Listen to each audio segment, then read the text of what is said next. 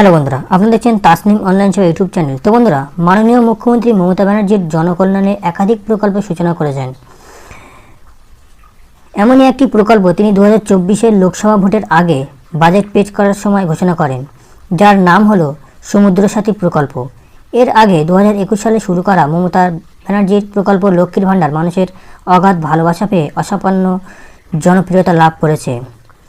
শুধু লক্ষ্মীর ভাণ্ডারই নয়, তিনি রাজ্যের কন্যা সন্তানদের জন্য করেছেন শিক্ষাশ্রী, কন্যাশ্রী, যুবশ্রী, রূপশ্রীর মতো প্রকল্প।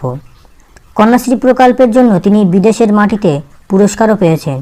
এবার তার নতুন প্রকল্প সমুদ্রসাথী প্রকল্প, যেখানে রাজ্যের মৎস্যজীবীদের শুধুমাত্র টাকা দেওয়া হবে।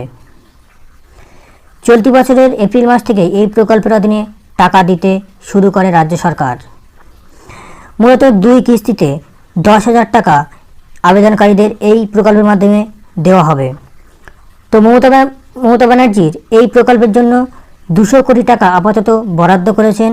রাজ্যের বাজেট পেশ করার সময় রাজ্যের অর্থমন্ত্রী চন্দ্রিমা ভট্টাচার্য সমুদ্র সাথী স্কিমে টাকা বাবদ এই টাকা বরাদ্দ করেন এবং পরে এই টাকার পরিমাণ আরও বাড়ানো হবে বলেও তিনি জানান। তো চলুন দেরি না করে সমুদ্র সাথী স্কিম সম্পর্কে আরও বিস্তারিত জেনে নিই এবং কারা কারা এই স্কিমে আবেদন জানাতে পারবেন, কীভাবে আবেদন করবেন, আবেদন করতে গেলে কী কী ডকুমেন্টস প্রয়োজন পড়বে, সমস্ত কিছু বিস্তারিত আজকের এই ভিডিওতে আমি আপনাদের সামনে তুলে ধরবো। তো সেই জন্য ভিডিওটি স্কিপ না করে প্রথম থেকে শেষ পর্যন্ত অবশ্যই দেখবেন মনোযোগ সহকারে। এবং এখন পর্যন্ত যদি আপনি আমাদের চ্যানেলটি সাবস্ক্রাইব করে না থাকেন তাহলে চ্যানেলটি অবশ্যই সাবস্ক্রাইব করে রাখুন এবং পাশে থাকা বেল আইকনটি অন করে রাখুন, কারণ আমরা প্রতিনিয়ত এরকম রিলেটেড নিত্য নতুন ভিডিও নিয়ে আসি। তো চলুন দেরি না করে আজকে ভিডিওটি শুরু করা যাক। তো প্রথমে বলা হচ্ছে সমুদ্র সাথী প্রকল্পের মানদণ্ডতা। তো 1 নম্বরে আবেদনকারীদের অবশ্যই ভারতীয় নাগরিক এবং পশ্চিমবঙ্গের বাসিন্দা হতে হবে। 2 নম্বরে বলা হচ্ছে আবেদনকারীদের পূর্ব মেদিনীপুর, উত্তর 24 পরগনা এবং দক্ষিণ 24 পরগনা এই 3টি জেলার মৎস্যজীবী এবং স্থায়ী বাসিন্দা হতে হবে। 3 নম্বরে বলা হচ্ছে আবেদনকারীদের ন্যূনতম বয়স 21 বছর হতে হবে। অর্থাৎ এখানে শুধুমাত্র পশ্চিমবঙ্গের স্থায়ী বাসিন্দা এবং পূর্ব মেদিনীপুর, উত্তর 24 পরগনা এবং দক্ষিণ 24 পরগনা জেলার মৎস্যজীবী হতে হবে, তাহলেই এখানে আবেদন জানাতে পারবে এবং বয়স সর্বনিম্ন 21 বছরের মধ্যে হতে হবে। তো তারপরে বলা হচ্ছে আবেদনের জন্য প্রয়োজনীয় ডকুমেন্টস।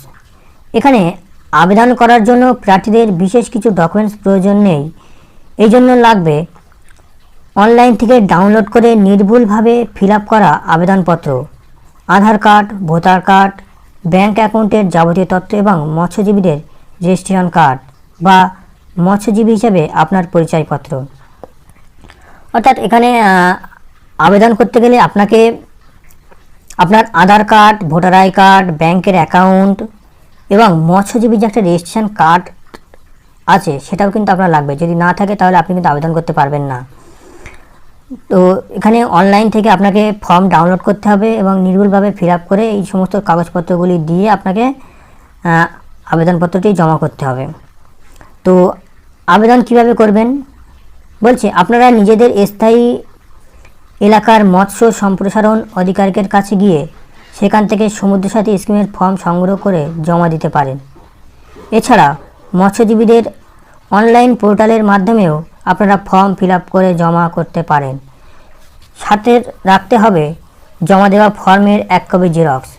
এছাড়া যে কোনো প্রয়োজনে আপনারা 033-235-70077 নম্বরে কল করুন অথবা dsfisheries@gmail.com মেল করতে পারেন। অর্থাৎ কোনো সমস্যা হলে বা কোনো জানার বিষয়ে আপনার এই যে নাম্বারটিখানে বলা হয়েছে 033-235-70077 এই নম্বরে সরাসরি কল করতে পারেন।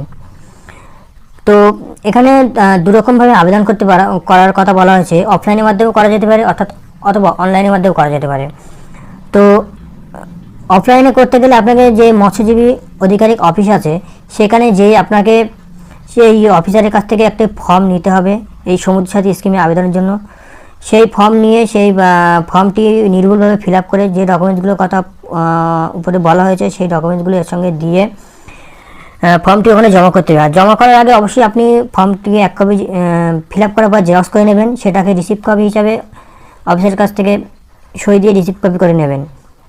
আর অনলাইনের মাধ্যমে আবেদন করতে পারেন। পথশ্রী যে অফিসিয়াল ওয়েবসাইট আছে সেখানে যেয়েও আপনি আবেদন করতে পারেন। তো অনলাইনে কীভাবে আবেদন করবেন জানার জন্য আপনারা কমেন্ট করবেন, আমি কীভাবে আবেদন করবেন তা নিয়ে একটি ভিডিও বানিয়ে দিয়ে দেবো, সেভাবে আপনারা দেখে আবেদন করতে পারবেন। তো বন্ধুরা, এই ছিল আজকের আপডেট। ভিডিওটি ভালো লাগলে ভিডিওটা লাইক দিয়ে বন্ধু বান্ধব আত্মীয় স্বজনের সঙ্গে শেয়ার করে দেবেন এবং ভিডিওটি পর্যন্ত শেষ পর্যন্ত দেখার জন্য ধন্যবাদ। আপনার দিনটি শুভ হোক।